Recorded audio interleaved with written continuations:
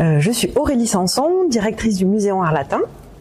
Florence Dalbiez-Cizaré, je suis responsable du secteur patrimoine écrit, documentation et édition au Muséum Art Latin. Et donc nous nous trouvons au Muséum Art Latin. Ce musée est un musée d'ethnographie provençale qui relève du département des Bouches-du-Rhône. Il a été fondé à la fin du 19e siècle par Frédéric Mistral, grand poète provençal. Musée d'ethnographie, qu'est-ce que ça veut dire? C'est un musée qui parle de la vie quotidienne des Provençaux sur une période qui va du XVIIIe siècle à nos jours. Et les collections sont très variées. On peut trouver des éléments qui parlent des croyances populaires, des rites, des fêtes, du mobilier, des arts et artisanats, du costume, de la littérature provençale et encore plein d'autres choses. Et ce musée a connu une importante rénovation il y a quelques années.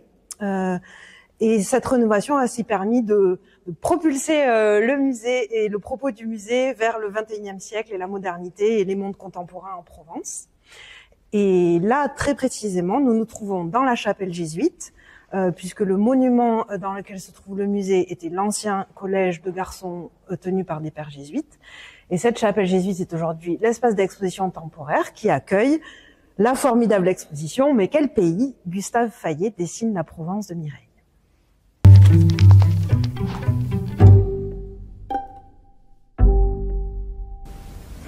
Le projet d'exposition est né d'une rencontre il y a plus de 3 ans, au printemps 2022 à peu près. Des membres éminents, descendants de la famille Fayet, sont venus nous rencontrer au musée et nous ont présenté ce qu'allait être, enfin en tout cas l'idée qu'ils en avaient, la saison du centenaire de Gustave Fayet.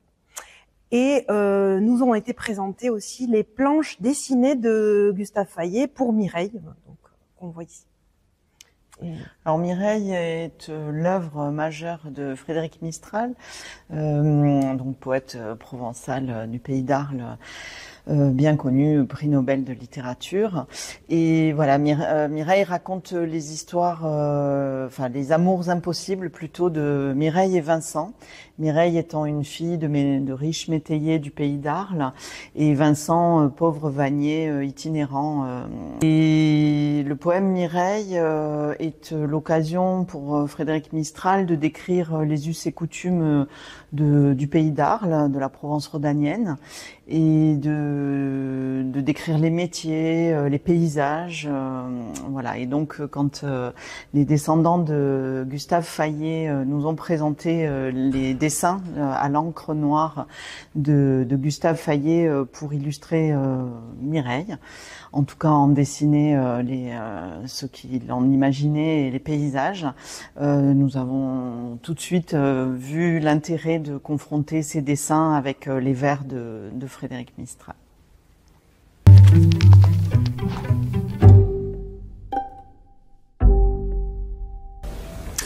Alors, grâce aux archives qui ont été mises à notre disposition pour comprendre l'univers de Gustave Fayet et son travail sur Mireille, nous avons pu exposer donc les 72 planches. Ces dessins sont dessinés à l'encre noire appliquée au calame et contrecollés sur des planches un peu plus grandes de couleur gris-bleu. Et chaque dessin titré donc de Mireille, du numéro de chant. Le poème comporte 12 chants et du coup si on calcule 72 planches, il y a 6 dessins par chant. Et en dessous des dessins, Fayet a recopié ou fait recopier des citations en provençal. Le poème est en provençal et Mistral l'a traduit en français. Donc voilà, chaque planche est soulignée de ces extraits du poème. Les descendants de Gustave Fayet nous ont mis à disposition des dessins préparatoires, des archives, des correspondances, des choses très touchantes, à la fois de travail et des choses très touchantes personnelles. Et nous avons voulu mettre en regard, évidemment, ces dessins qui sont l'univers de Gustave Fayet pour sa Mireille, avec les collections du Musée Harlatin.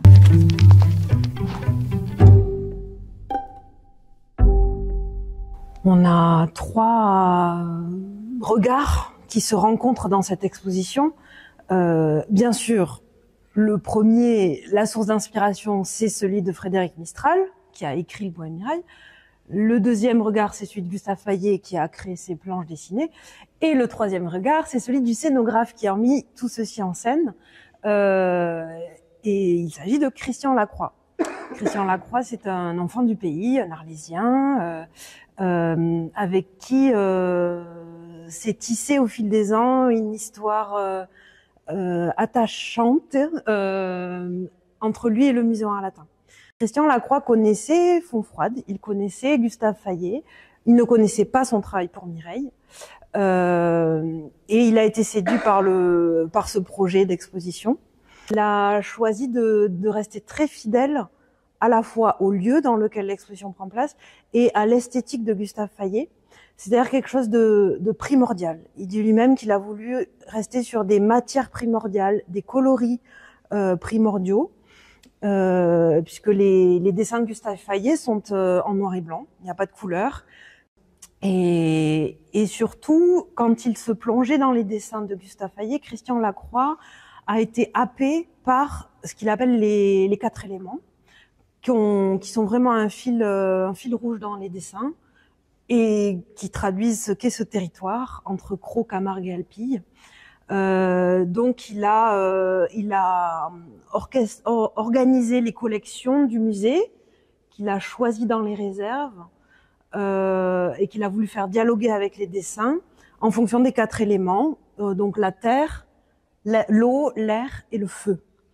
Et une belle cohésion, une belle convergence d'énergie, de désir autour de ce projet d'exposition, et Christian Lacroix, avec sa capacité à entrer dans le projet, en a fait le liant.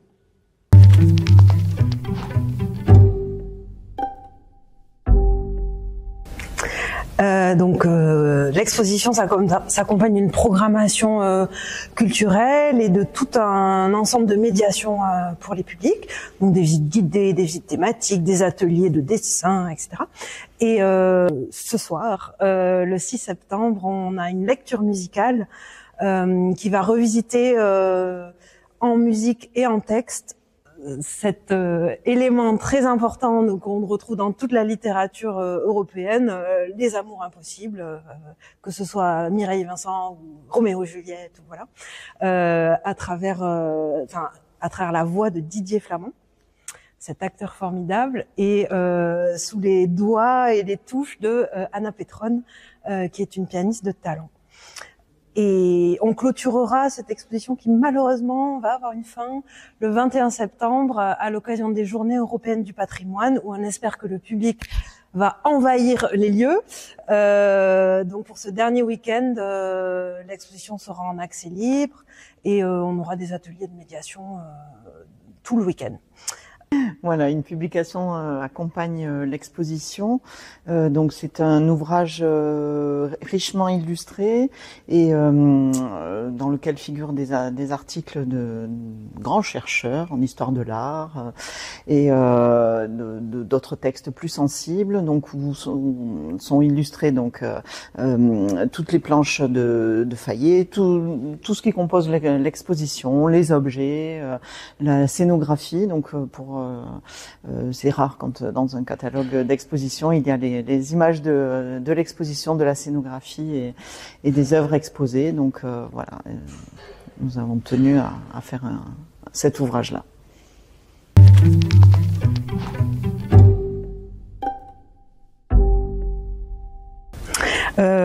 Personnellement, j'ai découvert Gustave Fayet parce que je ne connaissais pas du tout cet artiste, ni l'homme, ni l'artiste, ni le collectionneur.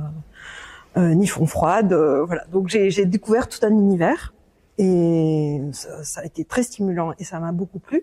Et au fur et à mesure que je découvrais Gustave Fayet, j'ai beaucoup apprécié son éclectisme, la variété de ses créations, de toutes ses entreprises aussi, enfin de tous ses projets dans lesquels il s'est investi. Et j'ai été sensible à le lien qu'il entretenait avec ses proches. Voilà, les petits dessins qu'il faisait à sa petite fille, les lettres qu'il écrivait à son gendre. Je pense que c'est ça qui m'a touchée aussi, sa sensibilité d'homme normal, en fait. Voilà.